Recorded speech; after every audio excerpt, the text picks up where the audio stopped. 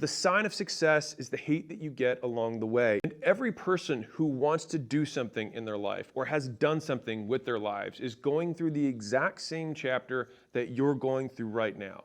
And it's the lonely chapter. It's the chapter where you don't fit in with your old friends, but you don't have the achievements yet to fit in with a new group of friends. And you're doing all the stuff, right? The fruit tutorials, you're watching these videos, and you're reading everything you can get your hands on.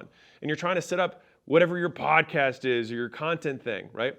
And you're going through it and you're thinking to yourself, like, is this even worth it? Because you're not seeing any signs of success. But the sign of success is the hate that you get along the way. It is the leading indicator.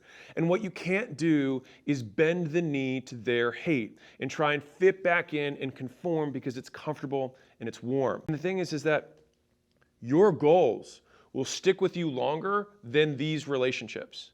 Your goals will serve you more than these relationships. And this is the stuff that no one will tell you. And so I say this because although these relationships feel like they're incredibly important in your life right now, they will disappear. The majority of these friendships are based on convenience. You're only friends with them because they lived in your dorm, they lived in your neighborhood, they went into English class with you. But as soon as your conditions change, you change where you're at. Many of them will fade away because you'll develop new skills, you'll develop new context, you'll meet new people who are upskilled from them. And then you'll compare them to these people. And you'll be like, man, these are better friends. These are people who are more aligned with my goals. They're trying to grow. When I want to work all day Saturday, they're like, cool, I'll work with you. Rather than being like, dude, we're going on a pontoon boat. And you have to accept that as the price. Like if you want to live a life that is the same as everyone else's, then you can do what everyone else does.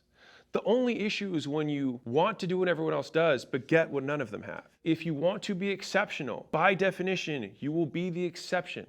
You will not be normal. You will be unlike the others. And so it makes sense that you would be in the out group. And it hurts as a human being because you want to be in the in group. It's part of our DNA. Shame is a real thing.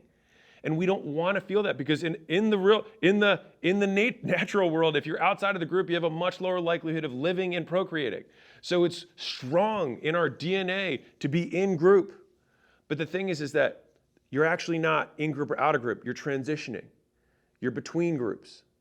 And so in that lonely chapter, that's where you can do a disproportionate amount of work because you have no distractions. So you listen to the podcast, you read the tweets, you watch the videos, you consume the content because you know deep down, I can do more than this. And you begin to see the person that you could be and realize how far you need to go to get there.